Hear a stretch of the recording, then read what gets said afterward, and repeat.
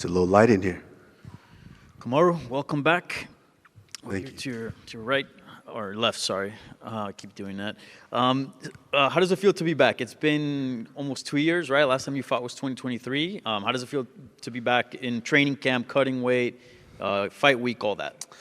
Well, the training camp aspect is, I don't think that's fun for almost anyone, but it feels great to be back to all of this. With the time off, it really puts things in perspective of just how blessed we are to experience something like this. So I'm just thankful. And I'm sure whenever you wanted to come back, you could have just hit up the UFC and they would have had a fight for you. So why the wait between the fight against Hamza in 2023 till now? Why the wait? Yeah, like why didn't you fight any earlier? Like why now? I mean, there's really, I don't know. Just being in a place where you have the opportunity to kind of heal some injuries, you have the opportunity to kind of take some time off. I was pretty active there for X amount of numbers of years, even as a champion. So, you kind of get to a place where it's like, maybe we could take a breath here and see what's next. Yeah. Has that been nice? Yeah, you were a very active champion. Has it been nice to be able to kind of sit back and not have the pressure of like, man, I got to defend the title and then after that again and again? It's yes and no, because it's been nice to see other things and open up your peripherals, your vision to all the other things outside that you normally wouldn't be focused on, where you're just tunnel vision and training and defending the belt. So, but this is just one aspect of our lives. We have I want to say long life, but it doesn't feel so long. We have a life to live. We have other things that we need to do in this world, whether it's being a father, a great father, or a partner, a brother, or sister, or husband, or businessman, or whatever it is. There's a lot of other things to do. And with fighting, it gives you just such perspective because you're so honed in and focused on being this. So that time off just kind of gave me some time to see other things. But, then you understand there's other problems out there other than just fighting, So it's been nice and at the same time puts things in perspective. Yeah. Buckley called you out in December. When he called you out, did you feel like that was going to be the next fight? And also, what have you made of his run at 170 pounds? No, I didn't really think it would be the next. There was a time where it could have been Shafkat.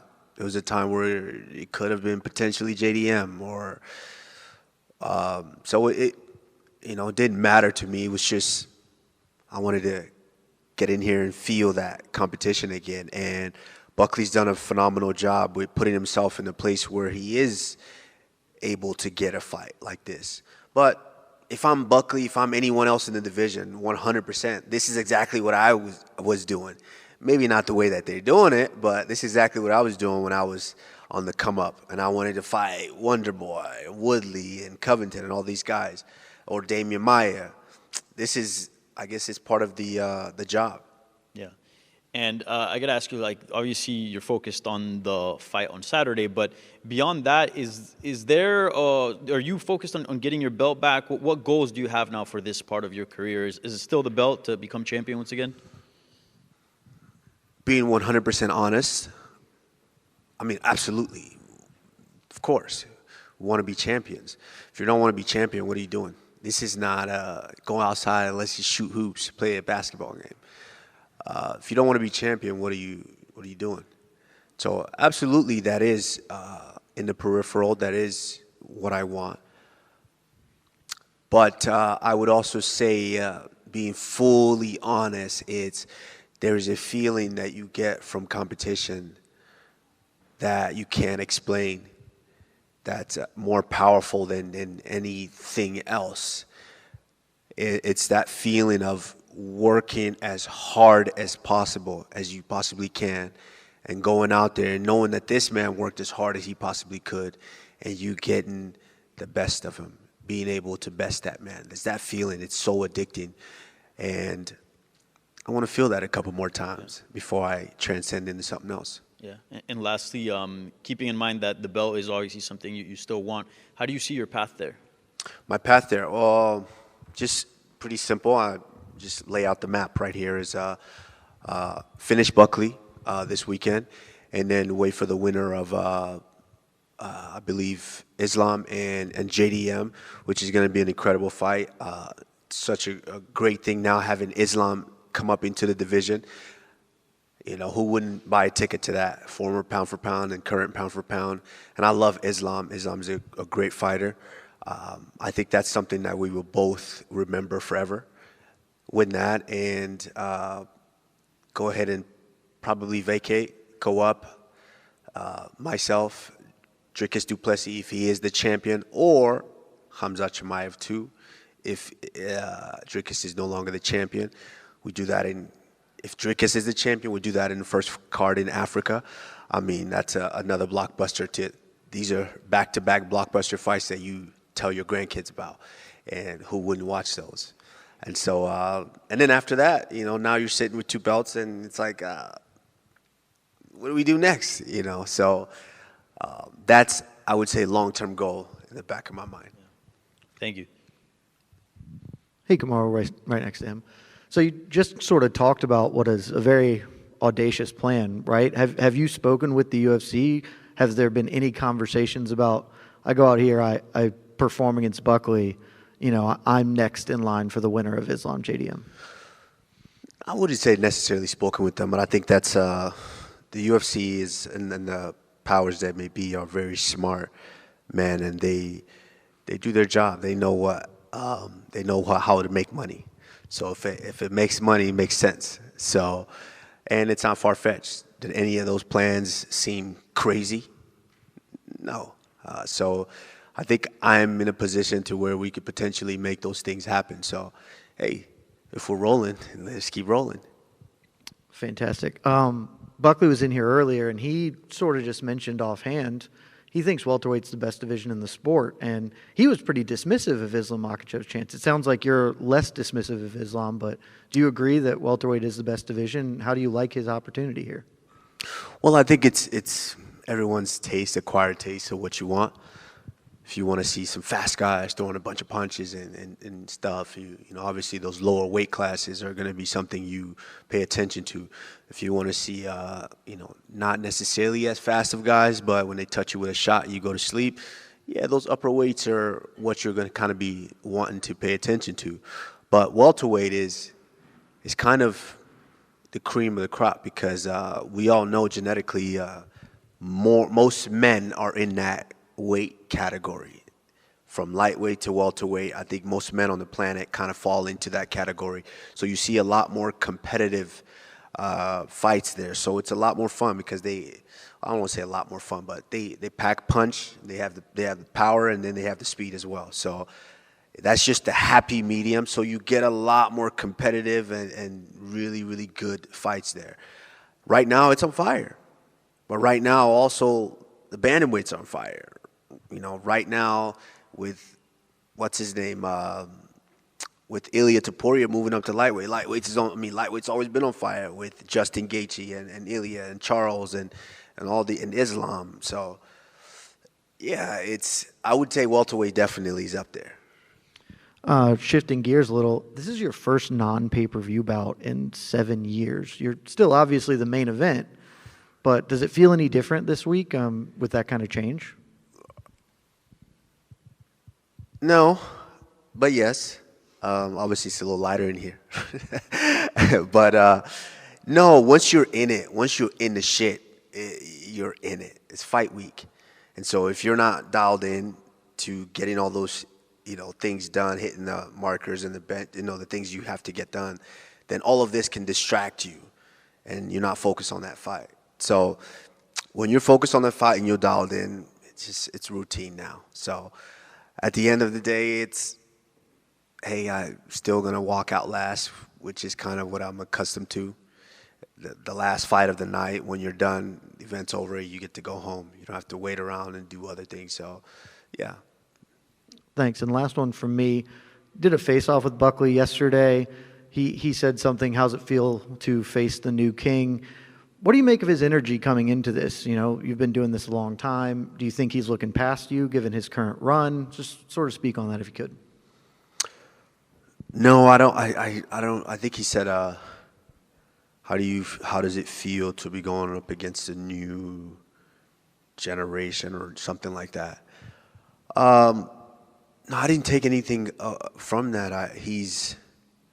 Buckley's done a fantastic job with what he's been presented so far, and it's no easy task to win one fight, but to string together 6 in a row, that's going to give you ultra confidence to where you think you can do no wrong.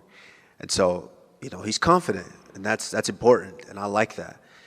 So it adds a little more fire into, you know, no one wants to just go out there and fight a fish. You don't get that excitement that we all want. So he's going to come. He's ultra confident, ultra aggressive, and I'm going to just be me and let my experience take over. And I think that's why I still do this, and that's where I want to shine. Thank you so much. Thank you. Come on, right here. Just kind of going off that last question. Buckley was asked about it as well, and he kind of said some interesting things. Like he said, I watched his previous face-offs with guys like Colby and Masvidal, and he said, I didn't get that energy when he was standing in front of me. And then he also said something like, I judge a lot of body language of people, and he said, he took a big, deep breath in when he stood in front of me. So I want to, kind of get what you think of those comments. Well, of course I took a deep breath. You have to breathe, If you don't breathe, you pass out. So, no, I'm not necessarily a talker unless I have to defend myself. If you say something to me, I'm gonna defend myself in a certain way. But I'm also older. I'm also wiser, and in that aspect, you understand what your abilities are. You understand what you've put into this. I've put in lots of work with my team, training. I'm just fucking tired. Why I need to be talking. On Saturday we're gonna be locked in there, and that's when I'm gonna do the talking. And then another one, he was talking about, your former opponents, and he said he's never really faced anybody that has my type of movement. And then he talked about your sparring partners as well. He said, I've seen the guys he's sparring with, and they just stand in front of him. They don't move like I do, which, is a little bit crazy because you're sparring with Justin Gaethje. But, just talk to me about that as well. About he's saying that you're not going to be as agile, you're not going to be able to keep up with his movement in there. So what are your thoughts on that? That's great. Like I said, you can say whatever you like to say to build that confidence in your head, which is a very powerful thing. But, Buckley presents a certain challenge, and it is what it is. That's what we do. We deal with challenges. Me and my team, my coaches, we've put the time in. So we go out there Saturday. I guess we'll see how I deal with that movement. And then last one, a little bit unrelated. Sean O'Malley just recently came out. He was talking about the things that he went through post-fight with Merab. You're a guy, obviously, that's been through it all. And he said some things like, I was more nervous than I've ever been. I almost felt vulnerable in that octagon. I just wondered if you'd ever kind of been in that situation where you were super nervous right before you made that walk, like to the point where you were almost scared to get in there. And do you think that fighters should be that open when when they're vulnerable like that post-fight? That's a good question. We're in a really, I guess I want to say, weird time in society right now, to where we're trying to figure out how to progress forward, especially as men. We've always known that since the history of time, I guess the female species, women have always told us, communicate more, be vulnerable, and all these things. And it's kind of been men trying to figure out how we fall into that, how we govern ourselves with that. And we're kind of in a weird time right now, to where with social media and information so accessible. We want to be able to inform the people behind us, the ones behind us, of what we've dealt with and how we navigated through those things. But at the same time, we want to connect with the ones maybe before us that, oh, did you feel this? Because it's what I'm feeling now. So it's a lot of information right now in the world, and it's not necessarily right or wrong. You know, I could be honest with you and tell you right now, every fighter has felt that going out, unless you're borderline psychopath. I mean, every fighter has felt that. You're nervous, you're anxious, you're scared, you're excited, you want to pee yourself, and you know you want to poop yourself, but at the same time you don't know what's going on. We all feel that, and it's with time and with experience you understand that starts to become a lot more normal. Rashad Evans told me this early on in the career, and he says you have to make friends with those feelings. If you make friends with them, then you understand that it's part of the journey. It's what keeps you sharp. So, no, Sean's not wrong about that. Of course, you're supposed to be nervous. That's a big task. You're going in there with the best guy in the world, and it's a fist fight. This ain't no basketball game. It's a fist fight. You could seriously be injured or hurt in there. So, of course, you're supposed to be nervous. That's fine. But he still had the courage to step in there and do it and give his all. So that's all you can ask for as a man. Kamaru, salam alaikum. Alaikum salam, brother. Julian Virgin. You spoke about Buckley on a 6-fight win streak. You're on a 3-fight losing streak. Where is your confidence at? It's in my pocket. My confidence comes from just the preparation. Yeah, you could say, yeah, it's three fights that you've dropped, but look at those fights. Really, though? You know, it's I didn't go out there and just lay down in those 3 fights. And so, like I said, when you really put that time in preparation and you go out there and you give it your all, that's all you can ask for as a man. And so that's what I'm looking to do, is go out there and really showcase everything that I put in and give that maximum effort. Because when you do that, you can't be disappointed with your efforts. It's when you prepare and then you go out there and you just do nothing and you just lay down. That's when you could be disappointed that, I could have done more. You've been very vulnerable throughout your time as champion, throughout your time as a fighter. You've spoken on things such as your health and how, you know, sometimes your knees, and they make jokes about it online. I want to know physically, where are you as you step into this bout? I'm good. I really am good. It's funny because that's the joke, the running joke. They knees. They don't realize knees were, if not worse, in my first fight in the UFC. My first fight, I was coming in right off the back of a microfracture surgery. And I don't think people, and doctors say that's about an 8-month recovery. And I fought 4 months after the surgery.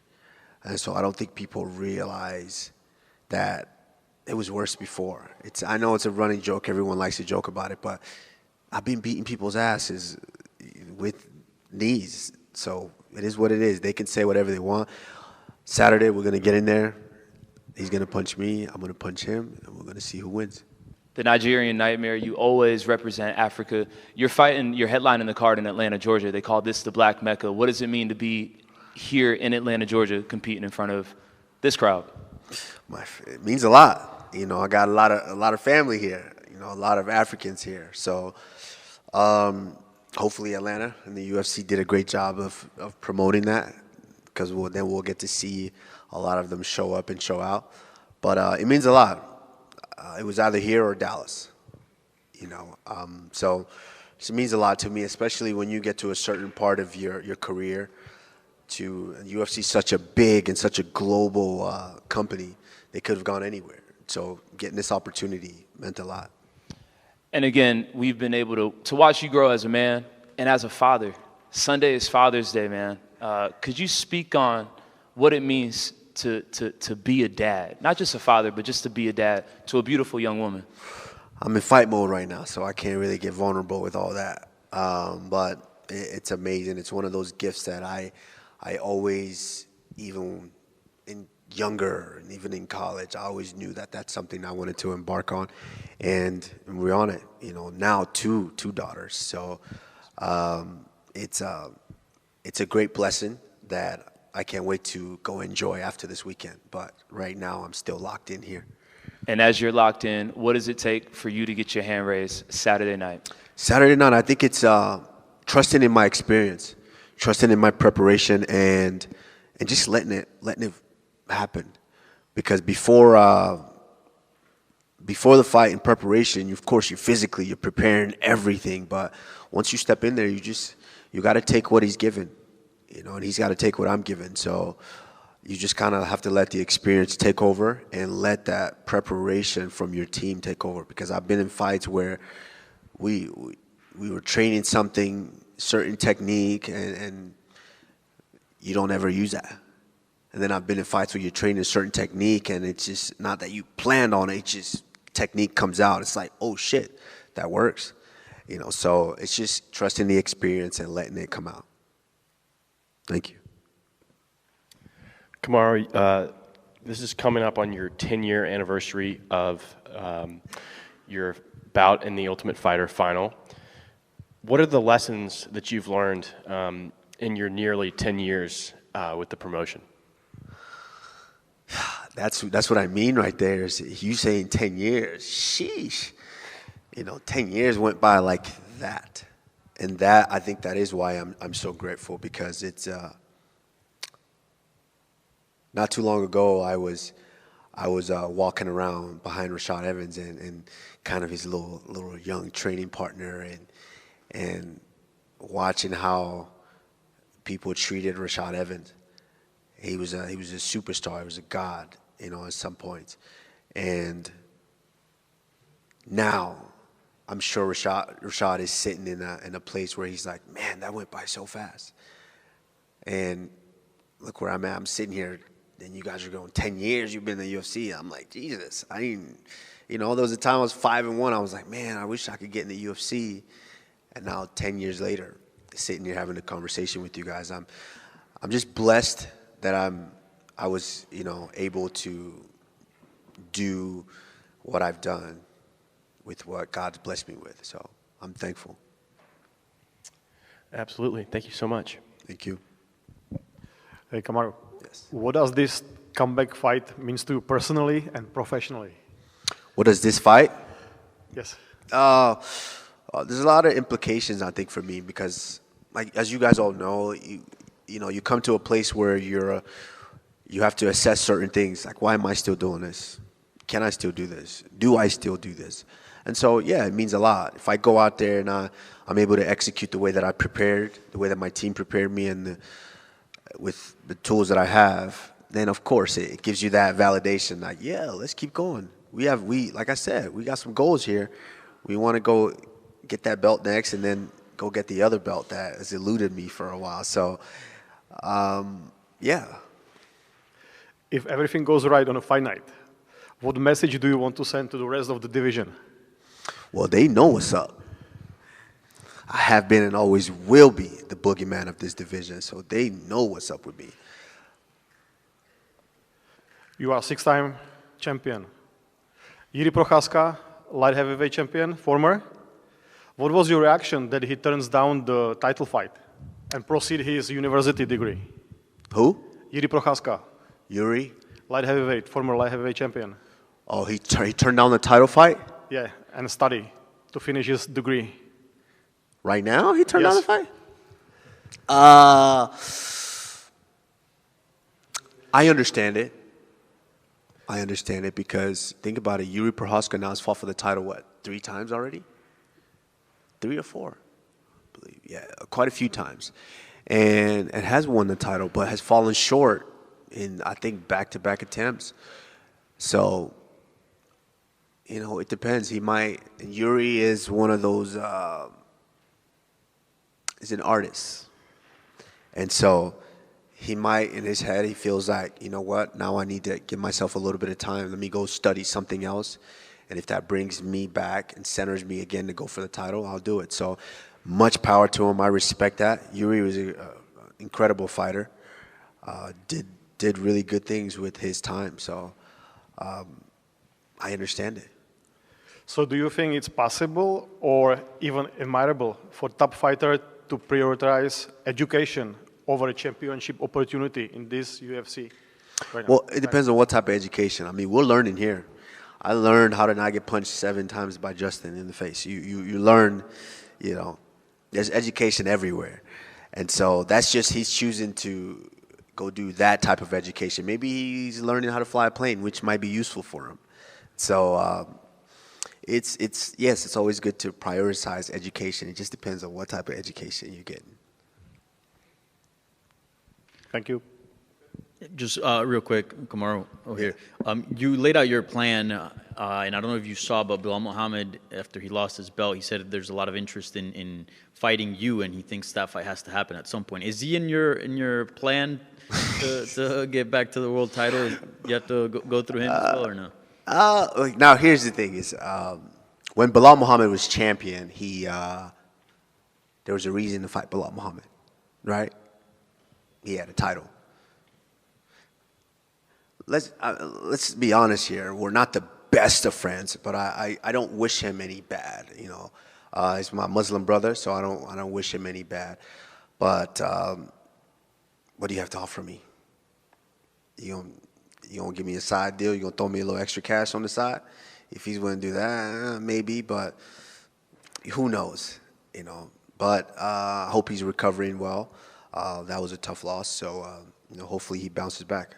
Yeah. So the bad blood between you two doesn't give you any. There was never bad blood. That was never really the case. Like, if you really look at the history of, you look at myself and Colby Covington, that rivalry, which, I mean, it's over with. You know, Colby is Colby, but that there was a story. There was things that are lined up there with that one. With Bilal, no, it's just a guy that was in a division that did well, eventually became champion, and then once he became champion, then you really start to kind of hear his voice a little bit more, and at times it was a little bit annoying, and that was pretty much it.